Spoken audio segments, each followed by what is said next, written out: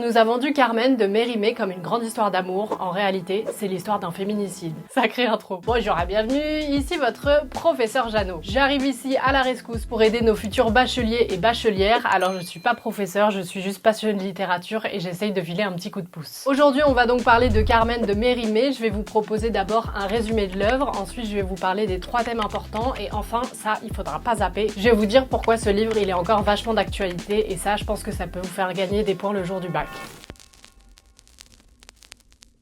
Alors Carmen de Mérimée, de quoi ça parle? En gros, c'est l'histoire d'un mec qui un jour voit une femme indépendante et qui décide de ruiner toute sa vie, tout simplement. On suit Don José, un militaire assez tranquille au départ. Le genre de type avec une vie bien rangée. Un boulot stable, des valeurs très carrées, puis un jour, il rencontre Carmen. Et là, tout bascule. Parce que Carmen, elle, c'est le chaos. Elle débarque avec une énergie en mode « je fais ce que je veux, quand je veux, avec qui je veux ». Ce qui dans l'Espagne du 19e siècle revient à lâcher une influenceuse polyamoureuse dans un groupe de boomers catholiques. Et très vite, Don José y perd ses moyens. Carmen et Don José, ils vivent bien une histoire d'amour. Ils ont une relation amoureuse, sexuelle, tout ça. C'est pas juste un crush à sens unique. Carmen, elle est attirée par certains moments, elle retourne vers lui, elle le séduit, ils fuient ensemble et ils vivent même à un moment avec les contrebandiers. Ah ouais, ça dépote. Donc Don José, il est pas en train de se faire un kiff, il est pas en train d'imaginer la relation. Par contre, le gros problème, c'est qu'ils ont pas la même définition de ce que ça veut dire que d'être ensemble. Le mec, il voit Carmen 5 minutes et il passe direct en mode « ok, cette femme, ça va être mon projet de vie ». Sauf que Carmen, elle refuse complètement cette logique. Elle veut sortir, elle veut vivre sa vie, elle veut draguer des gens, elle veut quitter qui elle veut quand elle veut, revenir, enfin elle veut faire sa vie quoi. Et elle refuse qu'une relation soit une forme de propriété. Et là, Don José va faire ce que font beaucoup d'hommes dans la littérature et dans la vraie vie malheureusement. Lorsqu'ils rencontrent une femme qu'ils ne peuvent pas contrôler, ils appellent ça l'amour fou. Alors qu'en réalité, le monsieur il développe surtout une obsession assez inquiétante, si vous voulez mon avis. Et très rapidement, Carmen elle se retrouve mêlée à des affaires pas vraiment légales. Contrebande, trafic, vol, toute une ambiance version bande organisée. Et Don José, progressivement, il abandonne absolument tout pour elle. Son travail, fini. Sa réputation, détruite. Ses valeurs, parties en fumée encore plus vite qu'un abonnement à la salle au mois de février. Le mec devient un PNJ amoureux. Et le pire, c'est que plus il s'enfonce, plus Carmen, elle commence à perdre de l'intérêt pour lui. Bah oui, c'est pas très sexy. Il devient un peu un chien de la casse, c'est pas très attirant. Parce que Carmen, elle aime le danger, le jeu, la liberté, et lui, il représente pas du tout ça. Et surtout, elle déteste qu'on essaye de l'enfermer. Dès que Don José, il devient possessif ou bien jaloux, elle étouffe complètement. Et là, honnêtement, on rentre dans quelque chose de très moderne. Parce que Don José, il comprend pas un concept pourtant assez simple, quelqu'un peut nous aimer sans nous appartenir. Et lui, il refuse complètement cette idée. J'ai un peu envie de l'insulter, mais ce serait pas très bon pour vos dissertations, donc je vais éviter. Plus Carmen prend ses distances, et plus il devient inquiétant. Il surveille, il supplie, il menace, il dramatise. On est vraiment dans une énergie de « si tu pars, ma vie est finie ». Ce qui est déjà un énorme red flag, même en 1845. Et pendant ce temps, Carmen, elle continue de vivre sa vie. Elle voit d'autres hommes, elle travaille avec des contrebandiers, elle danse, elle vit, elle kiffe en fait. Et parfois, elle disparaît pendant des semaines. En gros, elle refuse catégoriquement d'être la petite épouse docile que Don José voudrait avoir. Et là, le mec part complètement en vrille. Plus il souffre, plus il se persuade que ça veut dire que son amour, il est hyper fort, hyper puissant. Pas qu'il a un problème et que peut-être il faudrait faire une thérapie, monsieur. Et ça, malheureusement, c'est quelque chose qu'on retrouve aussi beaucoup aujourd'hui. Cette idée que la jalousie maladive ou l'obsession, ce serait des preuves d'amour. Alors que, spoiler, non, c'en est pas. C'est inquiétant. C'est juste flippant et c'est pas comme ça qu'on retient une femme. Il faut arrêter de regarder des vidéos sur le masculinisme, je pense. Et ce qui est intéressant, c'est que Carmen, elle sait très bien où tout ça va finir. Il y a presque un côté assez fataliste dans ce texte. Comme si elle comprenait avant tout le monde que Don José, il était incapable d'accepter la moindre frustration. Parce qu'au fond, Don José, il veut pas aimer Carmen telle qu'elle est. Il veut aimer une version de Carmen qui lui appartiendrait complètement. Et cette version-là, elle existe pas. Alors elle refuse, et plus elle refuse, plus il devient violent. Jusqu'au moment où Carmen lui annonce carrément qu'elle ne reviendra plus. En même temps, ma belle, tant mieux pour toi. Enfin, je dis ça, la suite, malheureusement, c'est une catastrophe. Don José, il panique complètement puisqu'il réalise qu'il a plus aucun pouvoir sur quoi que ce soit. Alors, comme beaucoup de personnages masculins dans les tragédies, il transforme son humiliation en justice morale. Il est en mode, si je souffre autant, ce que je fais, ça doit être légitime. Alors que spoiler, pas du tout. Alors le texte finit de la pire des manières possibles. Don José tue Carmen car il préfère la savoir morte que libre sans lui. Voilà pourquoi Carmen n'est pas du tout une romance passionnée. Allez, grosse ambiance! C'est un texte très violent sur la possession, sur l'obsession amoureuse et le refus d'accepter qu'une femme puisse choisir sa propre vie. Et honnêtement, quand on voit certains faits divers aujourd'hui, on se rend compte que cette histoire, elle date de 1845 et elle est encore hyper d'actu.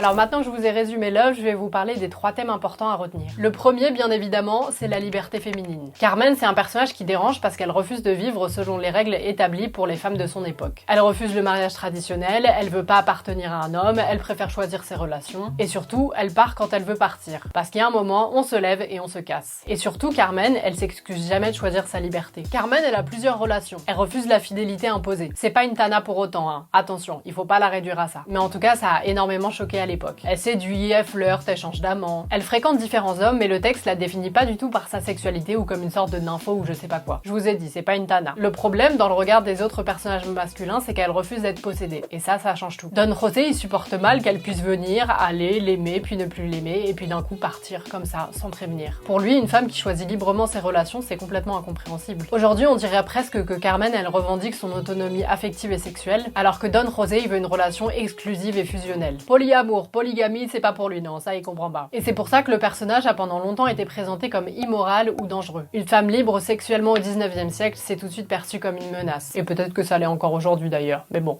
Je m'égare. Le deuxième thème central, c'est la jalousie et la possession. Au début, Don José, il pense qu'il est amoureux de Carmen. Et d'une certaine manière, un peu glaucasse, il l'est. C'est un amour toxique, ça on est bien d'accord, mais ça reste une forme d'amour. En tout cas, pour lui, il en est convaincu. Le problème, c'est que petit à petit, son amour, il devient complètement destructeur. Et il refuse d'admettre que Carmen peut avoir une forme de liberté. Lui, il veut une relation exclusive, stable, rassurante. Peut-être qu'il cherche une daronne, en fait. Il veut surtout ce truc impossible et qui est pas sain du tout, vous savez, c'est de tomber amoureux de quelqu'un et de vouloir changer cette personne. Et de pas aimer la personne juste pour ce qu'elle est. Je vous déconseille, hein, vraiment ça marche pas. En fait, il voudrait être le seul, il voudrait combler tous ses désirs, sauf que Carmen, elle l'accepte pas du tout. Et surtout, ce qui est très fort dans le texte, c'est que Carmen, elle lui promet jamais rien, elle veut pas appartenir à quelqu'un. Et surtout, elle considère que l'amour, c'est quelque chose de fluide, et ça, Don José, il arrive pas du tout à l'accepter. Plus Carmen essaye de préserver son indépendance, plus il devient possessif. Il commence à surveiller ses faits et gestes, à voir les autres hommes comme des rivaux, et à considérer chaque mise à distance de la part de Carmen comme une humiliation personnelle. En fait, il a le syndrome du personnage principal. Et là, Mérimée montre quelque chose de très moderne, c'est quand on confond amour et contrôle. Parce que Don José, il veut pas seulement être aimé, il veut être rassuré en permanence. Il veut que Carmen lui confirme son importance, son pouvoir, sa place dans sa vie, que vraiment c'est le centre de sa life, qu'elle a personne d'autre. Sauf que c'est pas vraiment ce qui se passe. Et quand elle refuse ça, et petit à petit, il bascule dans la violence. Le troisième grand thème, c'est la fatalité. Dans Carmen, on sent dès le début que ça va mal finir. Il y a une tension permanente où tout le monde sait que ça va mal finir, un peu comme dans un thriller, mais personne n'arrive à empêcher ça. Le texte, il est traversé par des signes du destin, de tragédie, de mort.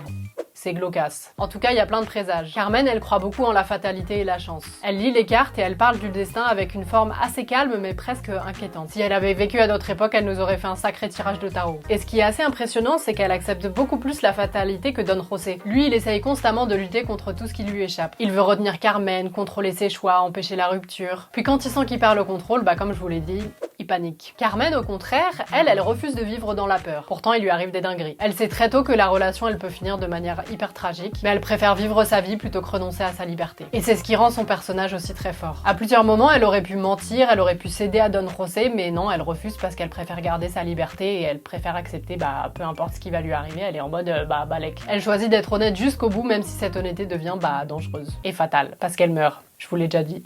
Oh non, mais elle est horrible son histoire, la pauvre. Alors la fatalité dans Carmen, c'est pas juste une malédiction romantique. Elle vient aussi du fait que les personnages n'arrivent pas à sortir de leur propre logique. Don José ne veut pas accepter la frustration, Carmen ne veut pas accepter l'enfermement. Et comme aucun des deux ne veut changer, la tragédie, elle devient quasiment inévitable. Même si ça justifie pas, hein, attention. Mais c'est aussi pour ça que l'histoire continue de nous marquer aujourd'hui. Parce qu'au fond, Carmen nous parle du moment où une relation devient destructrice, parce que deux visions de l'amour sont complètement incompatibles. Et enfin, laissez-moi vous dire pourquoi ce texte, il est encore vachement d'actualité. Vous l'avez peut-être même déjà deviné.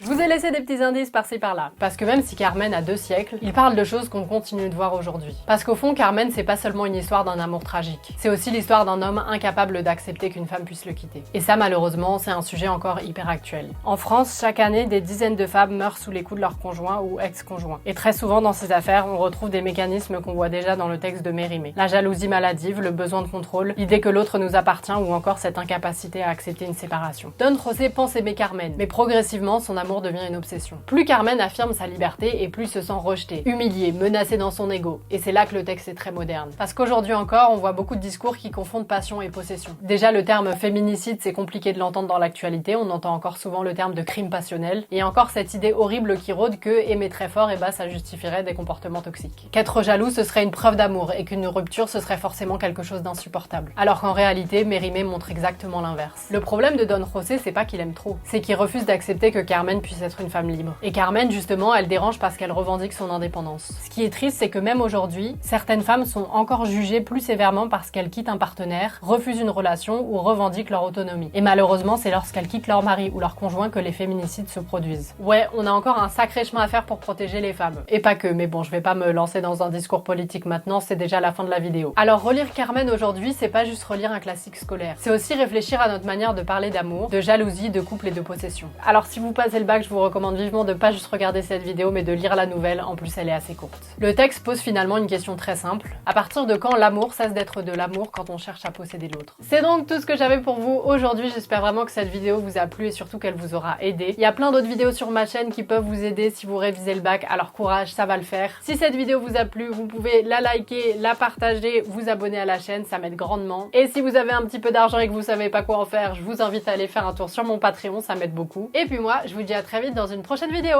Allez, salut!